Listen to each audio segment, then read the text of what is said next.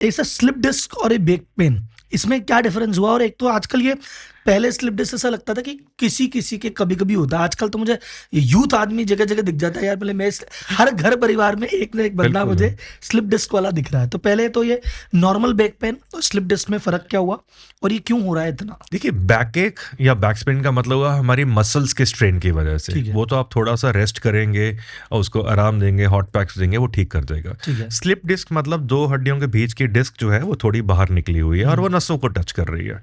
वो serious phenomena है। वो इसलिए बिकॉज आपको कंटिन्यूस लॉन्ग ड्यूरेशन बैकएक दे सकती है, आपकी टांगों में झंझनाहट रह सकती है, उसमें कमजोरी आ सकती है और सिवियर केसेस में यूरिन या स्टूल का कंट्रोल भी लूज हो सकता है। Slip disc is definitely something to worry. अगर ये किसी को हो तो उसको हर निम्नतम सिस्टम जो है रोकथाम के लिए exercises, muscle strengthening, proper treatment लेना चाहिए। हमारे में ना एक कहावत है, once a back patient always a back patient. मतलब मेरे को स्लिप डिस्क थी, आज सही था, डॉक्टर साहब करा था, ठीक हो गया, छोड़ दिया, 5 साल बाद दोबारा हाँ, ये भी है, ये भी है। तो इसलिए स्लिप डिस्क के एंगल से प्रिवेंटिव बहुत ज्यादा जरूरी है, बैक कंडीशनिंग कैसे बहुत प्रिवेंट ज्यादा। कर सकते हैं सर? पहली बात तो अगर हुआ नहीं है तो मैं क्या करूं कि मेरे हो ही ना, और अगर मेरे हो चुका है तो मैं कैसे रोकूं? इसमें अगर तो हम अपने बैक के मसल्स को स्ट्रांग रखें, राइट, सबसे पहला स्टेप है। दूसरा, अनकस्टम्ड एक्टिविटी जैसे कि हैवी वेट लिफ्टिंग है विदाउट वार्म अप्स और विदाउट बिल्डिंग अप, ये सब काम नहीं करें, हाइट ट्विस्टिंग नहीं करें, तो आप में होने की संभावना कम हो जाती है। अब सवाल सेकंड लोग हैं जिनमें डिस्क है, अब वो क्या करें? अब किसी को डिस्क है तो ज़्यादा झुककर काम नहीं करना, ज़्यादा भारी काम नहीं करना है, हैवी वेट लिफ्टिंग नहीं करनी है। उसके अलावा जब भी करना है अपनी बैक मसल्स को कंडीशन अप करना है। सडन एक्टिविटी से पहले उसको वार्म अप देना है।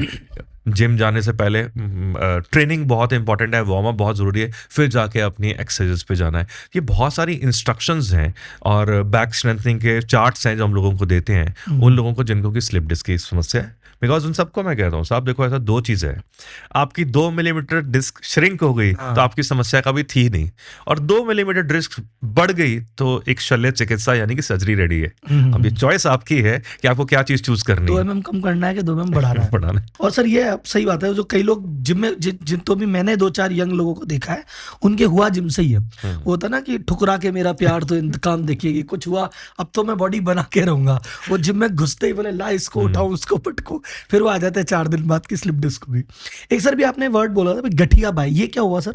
क्योंकि ये काफी हाँ न्यूज या एड वेड में तो दिखता रहता है। हाँ, गठिया बेसिकली मीन्स मेडिकल लैंग्वेज में रोमेटॉइड आर्थराइटिस। ये एक ऑटोइम्यून डिजीज है, इन्फ्लेमेटरी आर्थराइटिस यानी कि सोजिश होती है। ऑस्टियोआर्थराइटिस जो एज के साथ होता है वो एक या दो जॉइंट्स में होगा, गठिया मल्टीपल जॉइंट्स में होगा। गठिया वाले पेशेंट्स हमेशा जवान होंगे, ऑस्टियोआर्थराइटिस वाले बुजुर्ग होंगे। ये विमेन में ज़्यादा होता है, फीमेल्स में ज़्यादा होता है, और एक ही साथ पे उसकी उंगलियां हाथों की, घुटने के, कूल्हे के, कंधे के मल्टीपल जॉइंट्स में होगा। और वो इंसान हमेशा कहेगा सिवियर पेन है, खास करके सुबह उठते टाइम मेरी बॉडी गड्ढे की तरह हार्ड होती है, सिर्फ मॉर्निंग स्टिफनेस कहते हैं, बहुत समय तक स्टिफनेस वो रहती है, और मेरी नॉर्मल एक्टिविटीज़ में, और इसमें मल्टीपल जॉइंट्स डैमेज होते हैं। कई बार तो हम 4-4, 6-6 जॉइंट्स उनके रिप्लेस करने पड़ते हैं हमें। लेकिन रोमेटॉइड आर्थराइटिस बहुत इंपॉर्टेंट है। इसी के साथ सेकंड टर्म होती है, उसे हम कहते हैं गाउट। गाउट होता है यूरिक एसिड का बढ़ना। इसका ज़्यादातर अगेन सोजिश आएगी, सिवियर पेन होगी और अंगूठे के जोर पे जॉइंट के ऊपर आती है और उसकी मूवमेंट हैम्पर होती है। लेकिन गठिया यानी कि रोमेटॉइड आर्थराइटिस काफ़ी ज़्यादा कॉमन चीज़ है और इसका अर्ली प्रिवेंशन और अर्ली मेडिकेशन बहुत ज़रूरी है। सर न्यूट्रिशन में बात करूंगा, और मुझे भी आपकी बात सुनते सुनते एक मुझे मम्मी के हाथ याद है। मम्मी की एक बीमारी क्या है, उनकी उंगलियां ये यहाँ से टेढ़ी सी है, टेढ़ी टेढ़ी सी है सब, दर्द बिल्कुल नहीं होता उनको। बस एक प्रॉब्लम देख के लगता है यार ये क्या हो गया, उन्हें बोले दर्द तो होता ही नहीं, तो इट्स ओके। तो ये इट्स ओके है या कुछ इशू है? ये इसे कुछ कहते हैं बीमारी का यहाँ पार्ट पर है? गांठे आना, ये हाँ। एज वाले पेशेंट्स में हाँ, आता है ना एज वाले, ऑस्टियोआर्थराइटिस। 65 की। इसे हैबर्टन्स और बॉशर्ट्स नोड्स कहते हैं, ये इन गांठों पे आती है। कॉस्मेटिकली बुरी होती है, मेरे को नुकसान नहीं देती। हाँ। आप रेगुलर एक्सरसाइजेस, मैं हर एक को बोलता हूँ साधारण तरीका, देसी तरीका यार, गर्म पानी में थोड़ा नमक, थोड़ा सरसों तेल डालो, एक सॉफ्ट स्माइली फिजियो बॉल मिलता है, पानी के अंदर उसको स्क्वीज करते जाइए और जॉइंट्स को मोबिलाइज करो। Normally people can talk it on. जो गठिया वाली डिफॉर्मिटीज होंगी वो बिल्कुल क्रुक्ड फिंगर्स होंगी, वो बदसूरत होंगी और वो फंक्शनल, वो आदमी अपना ग्रास्प नहीं कर पाएगा और बहुत सारी ऐसी प्रॉब्लम्स आएंगी। ऐसी प्रॉब्लम नहीं, वो हाँ। तो गठिया नहीं है वो वो ना? गठिया नहीं है, वो एज के साथ है। सर न्यूट्रिशन पे आते हैं कि अभी जैसे अपने कहा कि भी अगर आप हड्डी मजबूत रखेंगे, उस पर वर्क करेंगे, तो उसके लिए एक्सरसाइज एक पार्ट है, उस पर अपन डिस्कशन करेंगे, एक न्यूट्रिशन भी पार्ट है। बट मोस्ट ऑफ द लोग, कई लोग जो वेज होते हैं वो कहते हैं हमारे खाने में कुछ वो न्यूट्रिशन नहीं है जो हमारी हड्डी मजबूत करे। ऐसा कुछ ये मिथ है या ट्रुथ है? ये बिल्कुल मिथ है। ऐसा नहीं है। अब डाइट में, वेजिटेरियन में आप अपनी बैलेंस करेंगे, प्रोटीन्स लेंगे, कैल्शियम लेंगे, तो सब कुछ कवर होता है। हाँ, वो ठीक है। जो लोग नॉनवेज नहीं लेते हैं उनको वेज डाइट से B12, विटामिन B12 और प्रोटीन्स की मात्रा कम मिलती है। पर उसको सब्स्टिट्यूट करने के लिए दूध और दूध के पदार्थ, पनीर हो गया, दही हो गया, मिल्क हो गया, फोर्टिफाइड मिल्क है, आप आलमंड्स एंड वॉलनट्स, अखरोट और बादाम ले सकते हैं, चिया सीड्स, फ्लेक्स सीड्स ले सकते हैं, आप ब्रोकली ले सकते हैं, आप सोयाबीन बहुत इंपॉर्टेंट सोर्स है, दालें, लेंटिल्स जो होते हैं हमारे, काले चने, सफ़ेद चने, राजमा, इन सब के अंदर हाई डोज प्रोटीन होता है। तो प्रोटीन लेने का पैटर्न, ये एक अवेयरनेस की कमी है। ऐसा नहीं कि वेज वाले को बहाना मिल गया जी मेरी हड्डियां फ्रैक्चर भी हुआ तो मेरी हड्डी जुड़ेगी नहीं, मैं वैष्णो लेता हूँ, तो ऐसा कुछ आंसर नहीं है। ऐसा नहीं कि नॉनवेज वालों की हड्डियां स्ट्रांग होती हैं। आपको अपनी डाइट सप्लीमेंटेशन लेना है। क्योंकि जैसे मैंने, जब भी मेरी आदत है, मैं 6 महीने में एक बार ब्लड टेस्ट कराता हूँ, तो B12 और D कम निकलता है हमेशा ही। और फिर वो जिससे कराता हूँ बोलता है भैया आप वेजिटेरियन हो, ये दो तो आपके कम होगा ही होगा। तो वो D के तो जो कुछ ओरल सप्लीमेंट्स वगैरह और वैसे लेके काम चलाते हैं। फिर धीरे धीरे अब डाइट पे भी काम करने लगे हैं, थोड़ा सुधरी है चीज।